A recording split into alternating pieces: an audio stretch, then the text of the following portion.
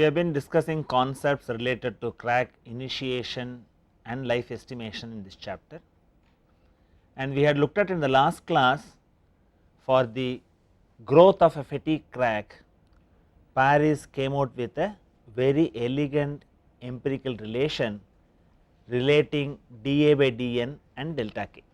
We call that as a Paris law, and I said it is a very important contribution to fracture mechanics. In fact, the designers looked at utilizing concepts of LEFM only when they came across the contribution by Paris, because that provided a mechanism for them to implement in practice and find out whether the structure would be safe or not by knowing how the crack propagates due to fatigue.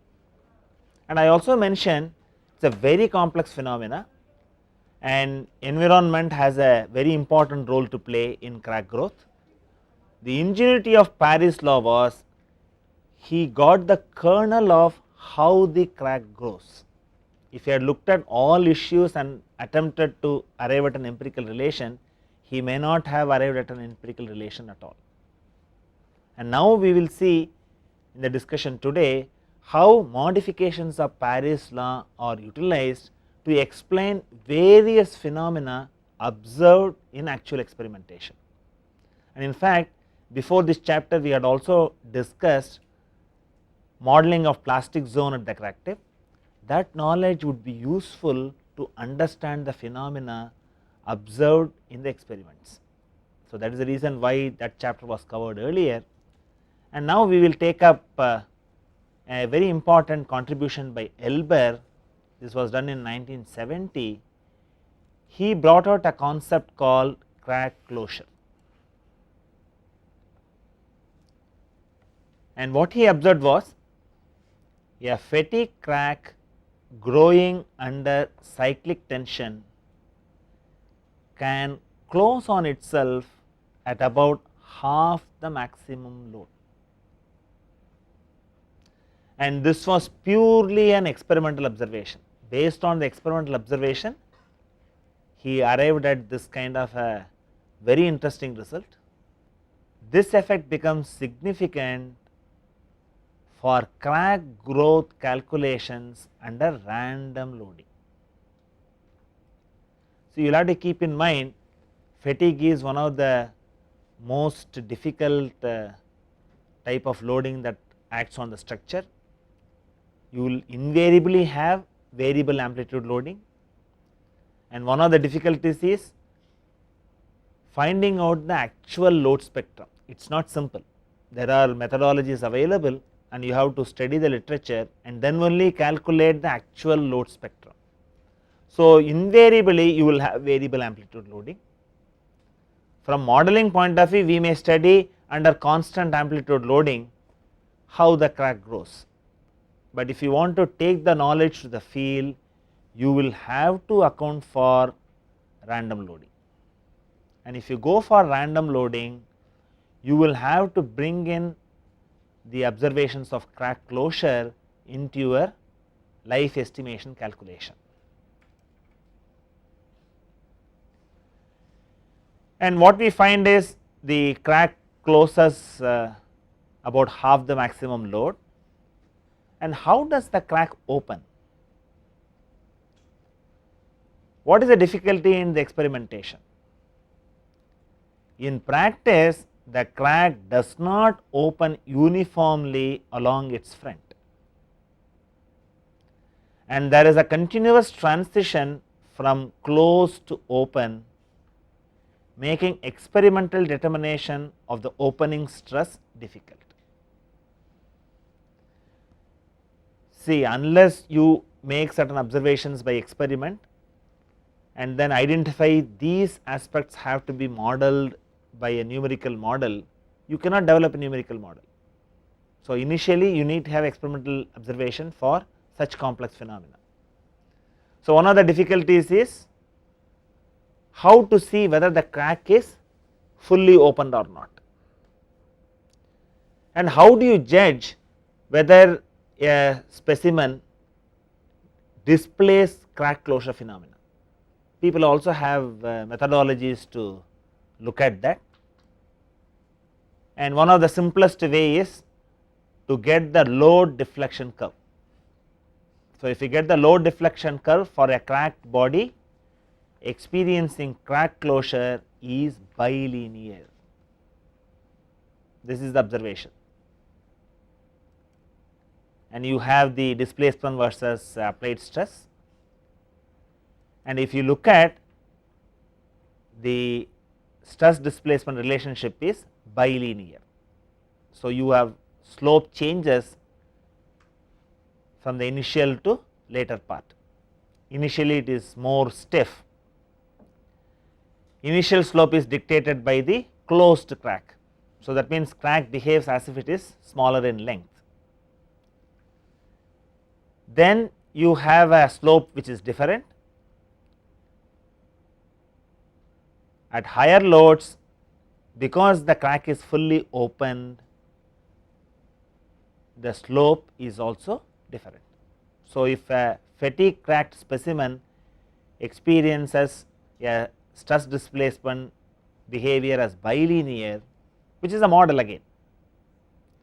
In practice, you will have a smooth transition from this to this, and that is also depicted here. And the question here is, how will you identify when does the crack closes and when does the crack opens? This is a very difficult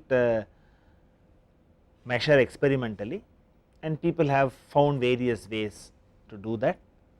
One way of describing this is, you say at this stress, when there is a transition of the slope, the crack is fully opened, and when you have a curved portion becomes straight here, this you say that crack is closed, part of the crack is closed.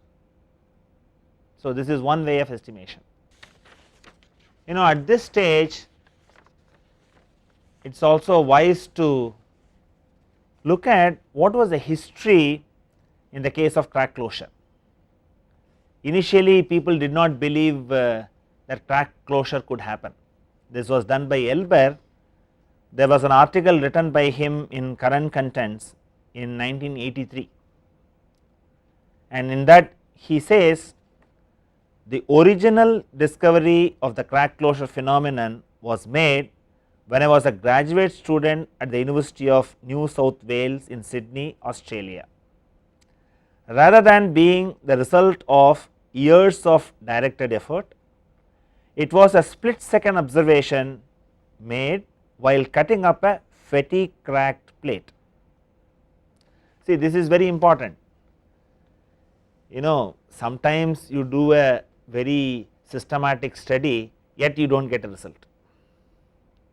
Here he admits it was not a systematic study, he chanced upon an interesting observation, he was a good experimentalist, he did not miss out the details. See, this is very important. Experimentalists have to be alert, look at anything deviating from your basic understanding, record it, and scrupulously honest, because if you report what you observe in all its totality, new theories can develop. That is what happened in crack closure concept.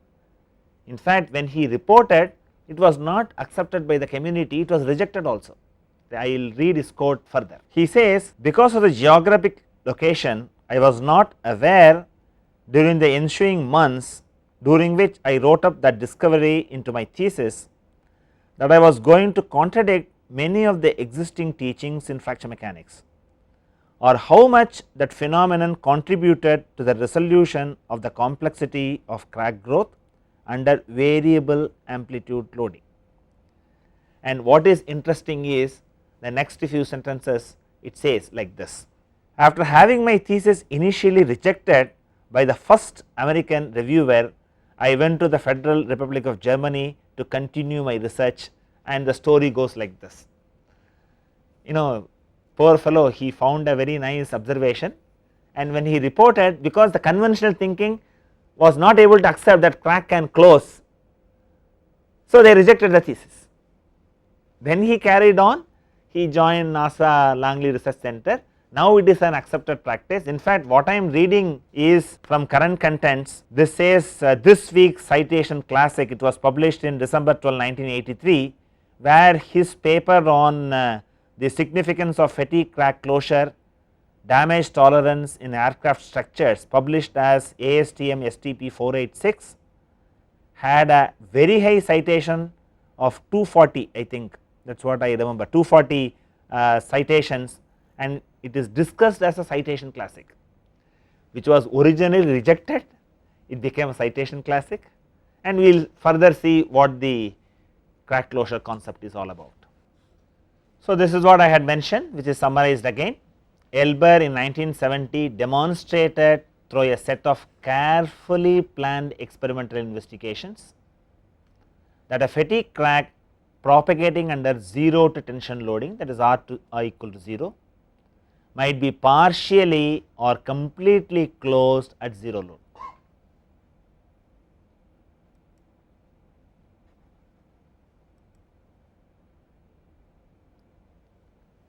And this observation has led to new concepts in fatigue crack growth studies. Obviously, after initial hesitation, people were not accepting his theory initially.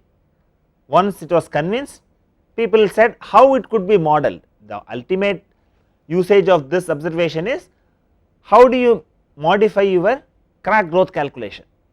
There is a designer's approach. We will see that designer's approach first.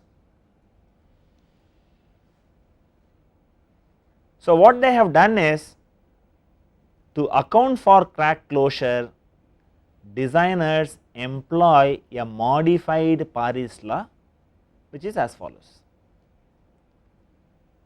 Normal Paris law will have dA by dN equal to C delta k power m. Here the delta k term is put as delta k effective. And how do you define what is delta k effective? Suppose I have a sinusoidal variation and I have k max and k minimum is 0, but you have at a particular stress only the crack starts opening. Afterwards, only the crack becomes effective. The crack closes by this value of KOP. So, the effective delta k is between k max and KOP.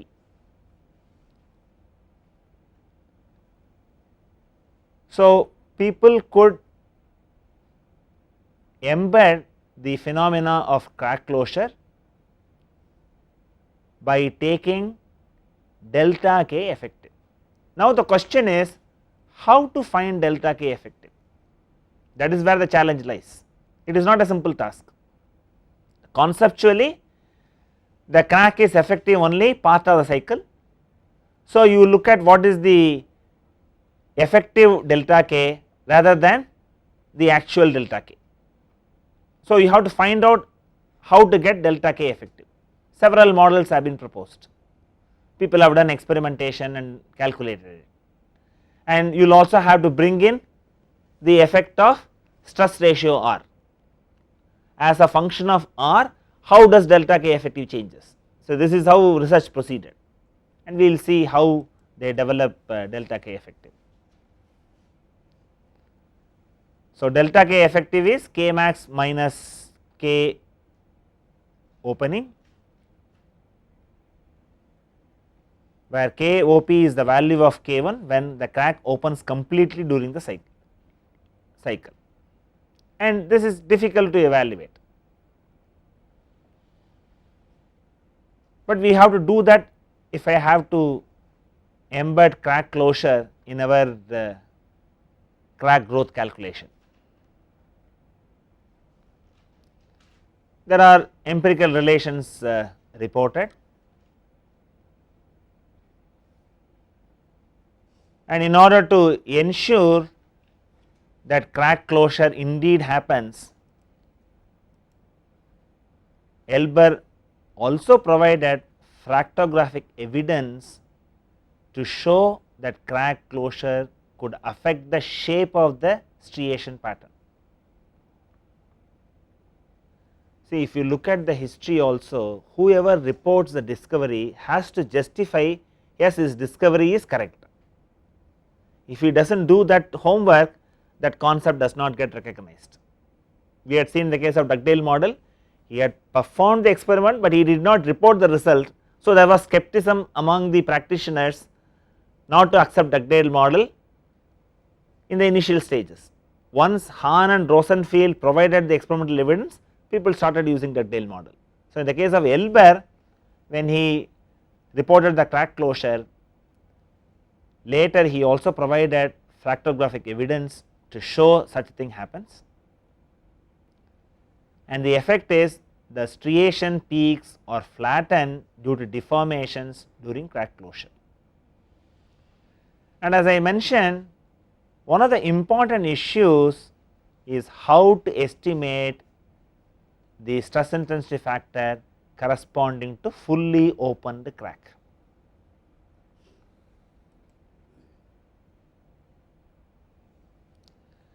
And you have to note, unlike the fracture toughness, K opening is not a material constant, but depends on a number of factors. So, that makes the problem difficult. Different alloys exhibit different closure behaviors. So, this is one observation. So, you have to do a lot of tests to find out. Even for a given alloy, the closure behavior is different in different loading regimes. So, that makes the problem much more complex, and I think you have the paper by Elber. This is the paper published in 1970, fatigue crack growth under cyclic tension. This was published in Engineering Fracture Mechanics. This is volume number 2, between 37 to 45. You can go and have a look at it, how he has presented the work. So, you have empirical relations to find out what is delta K effective, and you know, for all aerospace structures aluminum is very important. So, you have a 2023 titanium, that is T3 aluminum. Elber reported that delta K effective over delta K can be written as 0.5 plus 0.4 R, where R is the stress ratio, and he had obtained the relation for the range 0 R, R is between 0 and 0.7, and there are also other researchers who have extended this range of R. But the point to note here is, you need to have some way of finding out what is the value of K effective. If necessary, I can also enlarge it. So, this is the equation that you have.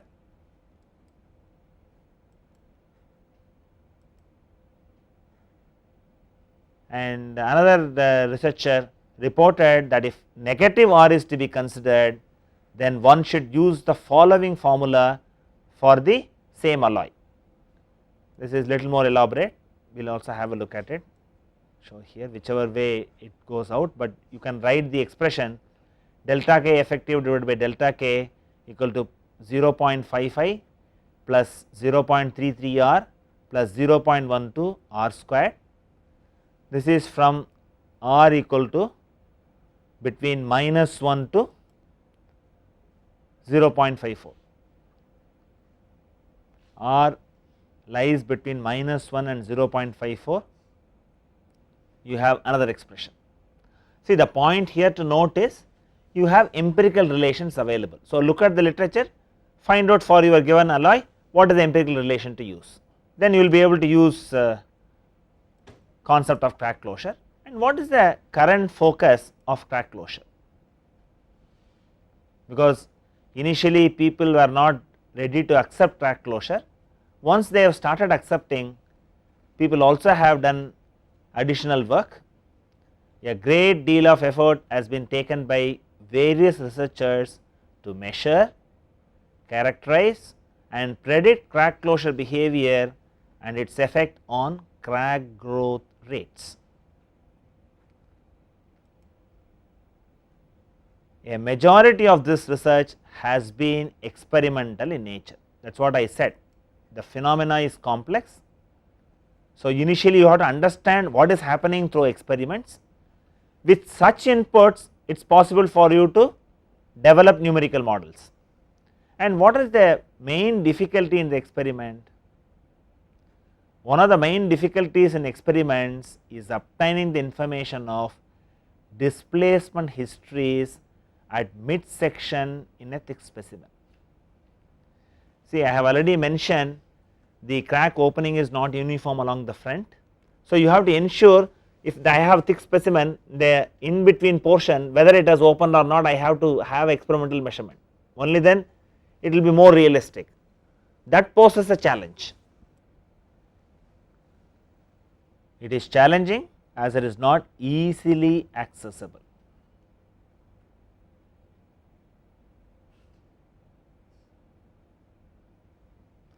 I suppose we have been able to write these points and the time is sufficient for you to write.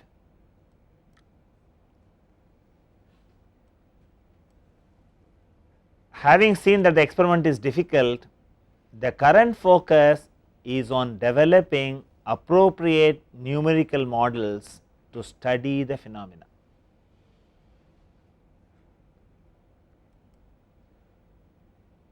Not only this, they also want to find out the effect of T stress, that is sigma naught x for photoelasticians. We have spent ample time in understanding this when we discussed crack tip stress and displacement fields. So, they do not want to restrict only to the stress intensity factor K, they also want to go to the second term, and such an attempt is made using finite element methods, which is recently reported by Roy Choudhury and Dodds. This is a paper in 2004. I think I will read this for you. This is by Roy Choudhury and R.H. Dodds. Effect of T stress on fatigue crack closure in 3D small scale yielding. This is on International Journal of Solids and Structures, published in 2004. You would be able to see the details of the paper. And before we move further, I would also like to share another note which came in the citation classic, which Elber wrote. He mentions like this: the time from the initial discovery of any phenomenon to a profitable application is often long. In this case, which means crack closure, the inclusion of crack closure in numerical crack growth calculations adds significant cost and complexity for gains in accuracy only required in the space and aeronautics industries. Many industries will continue to use simpler and less accurate theories, leaving the continued work in crack closure as an area of basic research. So, you will have to keep in mind, if you want to employ a new phenomena, it does not come cheap, it comes with added cost. Now, what we will do is, we will try to go and understand what is crack closure. There are various categories of crack closure, and we will first see plasticity induced crack closure. And first concept that you have to learn is, what is the residual stress ahead of a crack in a cycle, and what is shown here in a tiny fashion is actually when you have a sinusoidal load, you are actually looking at one half of the curve where you are going from 0 to maximum. So, when I go to 0 to maximum, we would see what happens at the crack tip. So, you go from 0 to maximum and then come down and make neat sketches of this. as much as possible. So, I have this as the crack, I have the axis as r, this is the distance measured, and in this axis you have stress is marked. So, you have Tresca yield criteria, I have marked this as sigma x. So, this will be horizontal and there will be some variation of this along the crack axis. And we have already seen the plastic zone in the case of mode 1 will be something like this. And what is shown in blue is the elastically deformed neighborhood. The slight light brown color shows the material plastically deformed. So, what you have to recognize is, even though your external loading is much smaller, because of the presence of a crack, when the load is increased gradually from to 0 to peak, invariably you will have plastic deformation near the crack tip. So, this happens during loading, and what is our focus is, we want to see what is the residual stress ahead of a crack in a cycle. This also you have to note, we are just looking at a virgin material, we have loaded it for the first time and you have a plastic zone surrounded by an elastic region, and when I reduce the load, what would happen? Unloading takes place. Whatever that has happened to the elastic region, it will spring back to its original position. If there is no plastic deformation at the crack tip, the spring back would be uniform all throughout, but because you have plastically deformed zone near the crack tip, the elastic recovery will go and compress this zone. Let us see what happens pictorially. So, you will have a zone where this is still under plastic zone condition, much smaller in size because of the elastic recovery of the neighborhood, and in essence you will have a residual stress formed at the end of one cycle. You know, this concept you will have to appreciate. At the end of one cycle, invariably you will have a residual stress pattern which is compressive near the crack tip and tension ahead. And let us see what are the steps. Elastic zone springs back when load is released.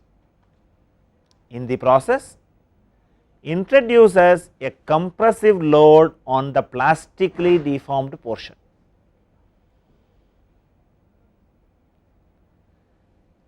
So, you will have a residual compressive stress and a residual tension. You know, if you understand this, many other discussion, what happens when there is a overload, what happens if there is a crack closure, for all of this you have to recognize, because the load is increased and decreased, you have a residual stress formed ahead of the crack tip. This is the first knowledge you should get. So, what I will do is, I will replay this animation again. You have carefully drawn this sketch as much as possible, and what we will do now is, we will replay the animation where I am showing what happens when load is increased from 0 to the peak value. So, you will have a plastic zone and this is the elastic region, and this is the approximate shape of the plastic zone at the crack tip surrounded by elastic region, and this is schematic. Do not think only a circle around the crack is elastic, no, it is not so, just for visualization purpose, because we have to feel something goes and compresses it. You know, that visualization is very good when I show something in blue color and then it works. Now, what I am going to do is, I am going to reduce the load. This is the story when load is increased from 0 to peak load, and this plastic zone is subjected to tension, it is a value of sigma ys. When there is elastic spring back, when the load is reduced, you have a plastic zone where the stress is minus sigma ys, and that is what is shown here.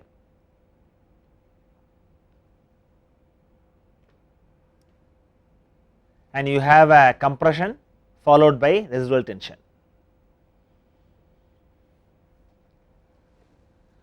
If you understand this, all our future discussions, it becomes easier to discuss.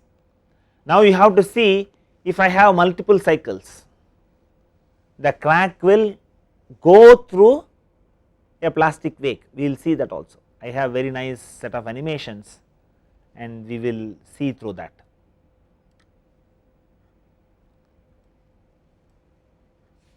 In a growing fatigue crack, behind the crack tip a plastic wake is developed. I have initial crack length, and what is shown here is, this is indicated that you are having a cyclical loading. You are seeing at the end of one cycle what happens. After several cycles, what happens? The crack is growing in length. So, when the crack grows in length, the plastic zone also will grow in shape. It is not going to remain same size, it is going to increase. That is what is depicted in the animation, and you observe it. It is done for sufficiently long distance, and the crack goes through plastically deformed portion, which is called as a plastic wake.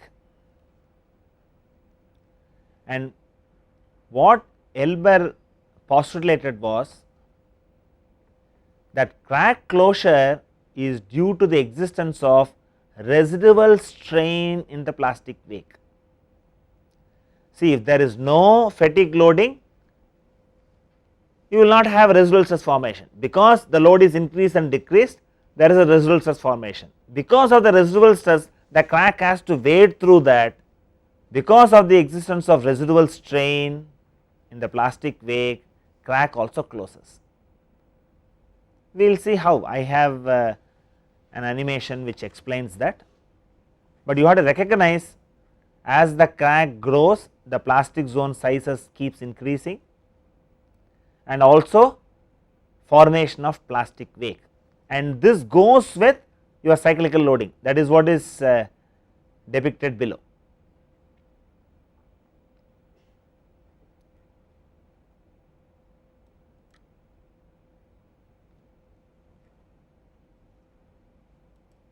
You would have noticed that there was an oscillation. So, I think what I can do is I can quickly zoom it. So, you will see this only shows that I am looking at a cracked specimen after this kind of loading. Okay. So, what you find here is a strip of material along the crack edges, though no longer loaded but has undergone plastic deformation previously, constitutes the plastic wake.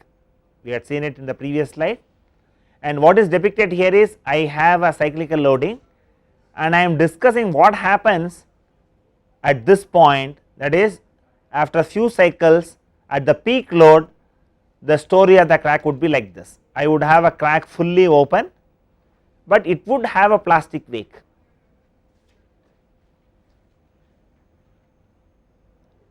A strip of material along the crack edges, though no longer loaded but has undergone plastic deformation previously, constitutes the plastic wake.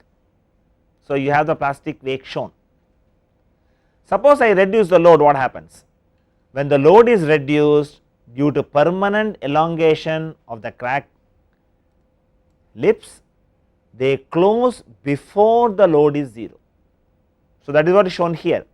Ideally, only when the load point comes to this, the value of stress is 0, but even at this stage you find the crack is closed.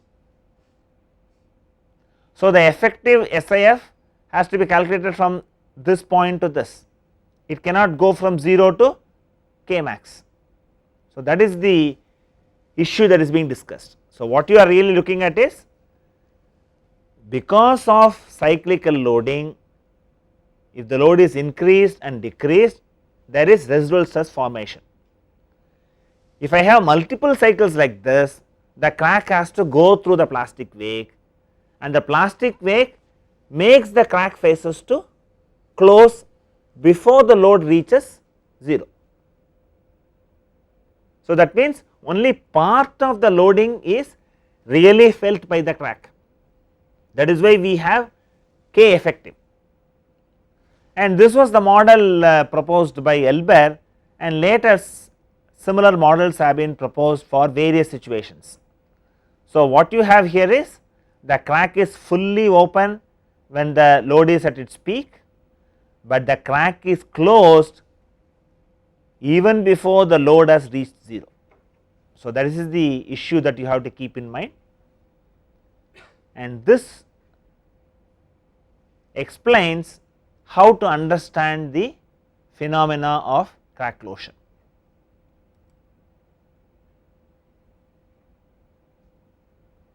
And you can see the animation again. For this case you have the plastic wake, and this explains what is the plastic wake, and this shows when the load is reduced, you find when the load is still having some value, the crack is closed.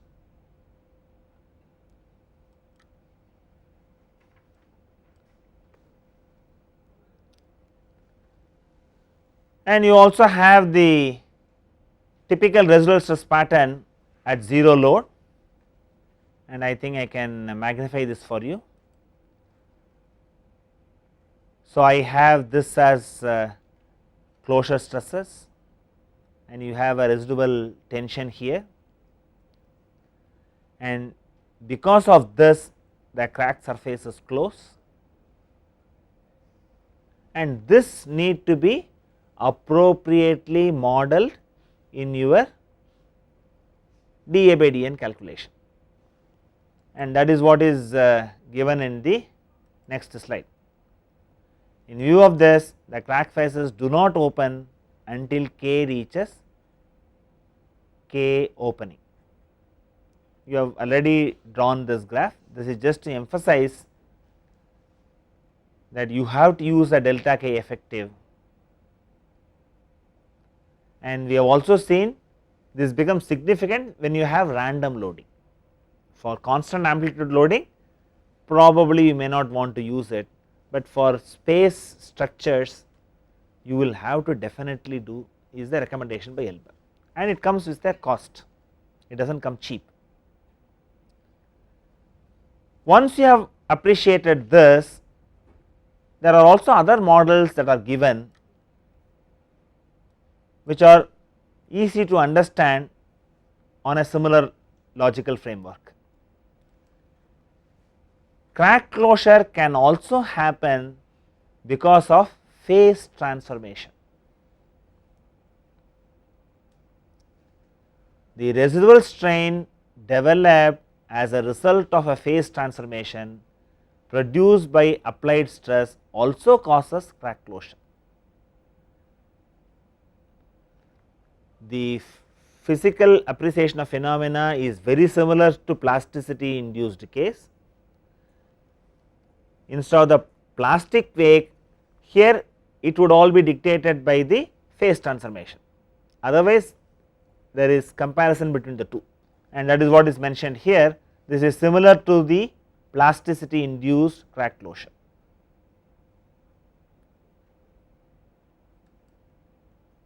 Here again you look at after few cycles at the peak load. At the peak load the crack is open, just to distinguish it from plastic wake. Here the shading is different, but these pictures are essentially same, and this is because of phase transformation. And now you see when the load is reduced before it reaches 0, the crack is closed, it is because of phase transformation. So, that is what is indicated here. So, once people understood the concept of crack closure postulated by Elber, several other mechanisms have been identified. One is because of plasticity induced, here it is because of phase transformation, and the third case is wedge induced crack closure, it could be due to oxide, usually associated with aggressive environment. The corrosion products become wedged between crack faces, that is what is shown here. I can show it little big. Because of the corrosive action, you have corrosion product shown, and when the load is reduced, because of the corrosion products, it appears as if the crack is closed. It has a similar effect of crack closure, and this is called oxide induced closure. So, this is observed in aggressive environment. In every case discussing on crack closure, we show the cyclical loading. You see what happens at the peak load and what happens when the load is reduced and when the crack faces are closed. So, that is the way you have to interpret what is given on the left and what is given on the right. Left shows the loading and the green point shows in the loading history at which point we are really looking at the crack faces. This is at the peak load, this is at a reduced load.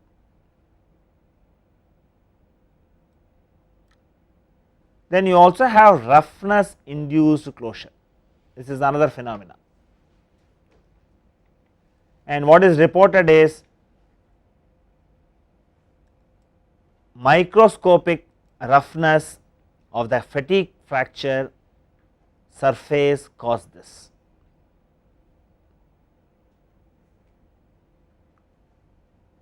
At the microscopic level, due to microstructural heterogeneity, mixed mode conditions can exist.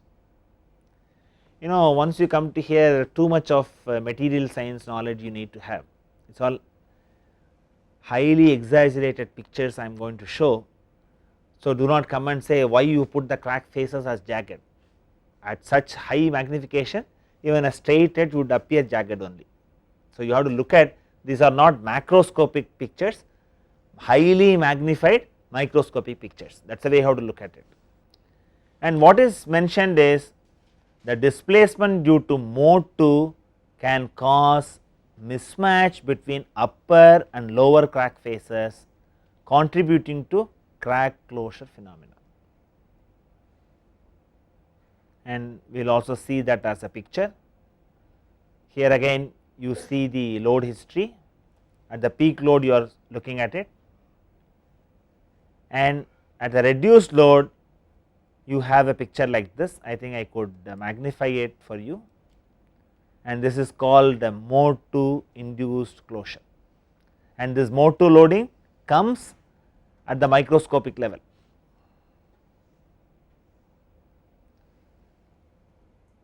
So, what you will have to keep in mind is crack closure is an accepted phenomena, though it was not initially accepted, later people have recognized its role, and many other mechanisms also people have observed and categorized.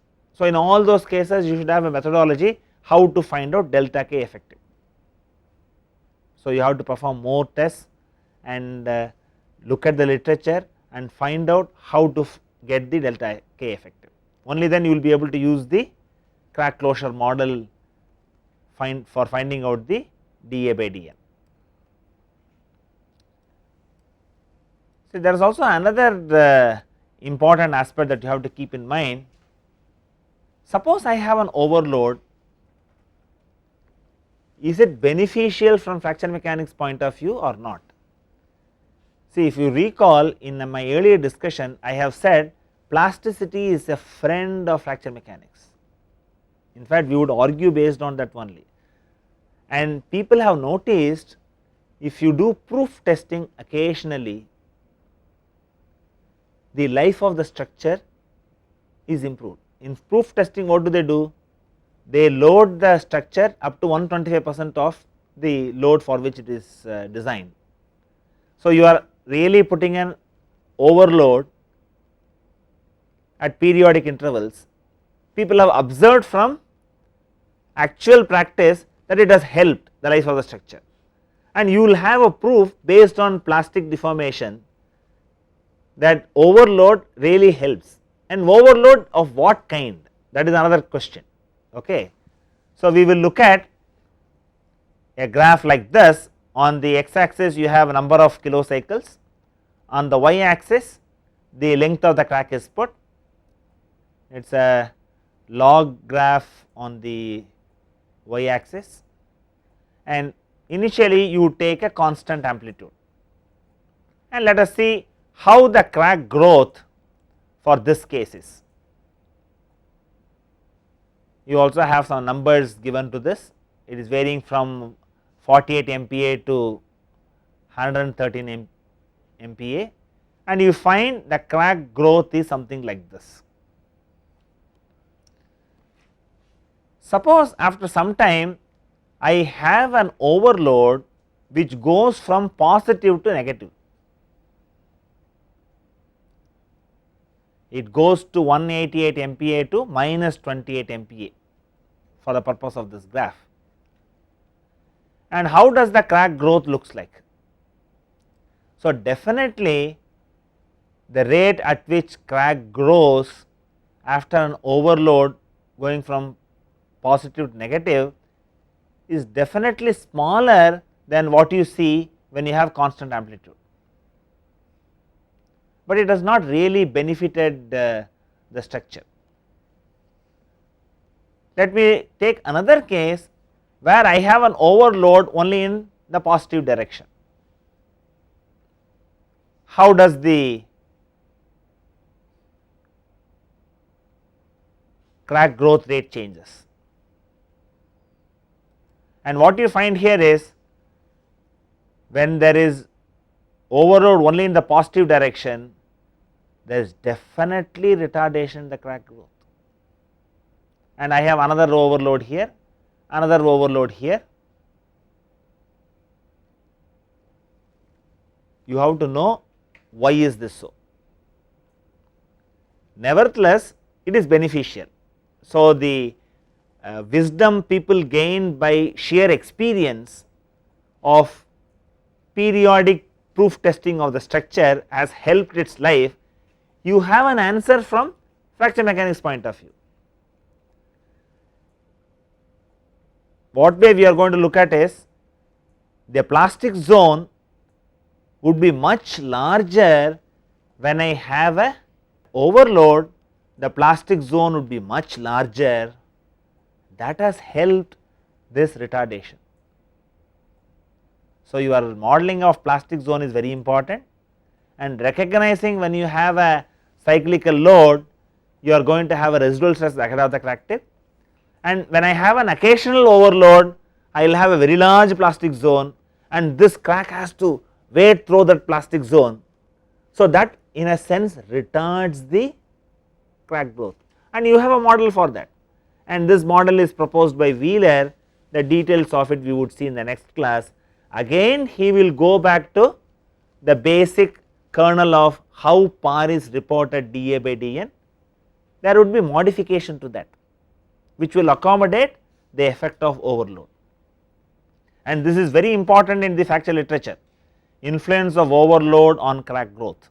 So, in one graph you see for the constant amplitude how is the crack growth, for a reversed overload how does it retardation take place, for overload in one direction the retardation is quite significant. So, in this class we have essentially looked at concepts of crack closure proposed by Elber. We also saw how he arrived at crack closure, how the result was initially accepted by the community. After the sustained effort, he has been able to convince the scientific community to accept this phenomena. Now, it has become a routine in advanced life estimation calculations. People have embedded that, and the softwares like NASGRO and such softwares use this as part of their life estimation calculation. Thank you.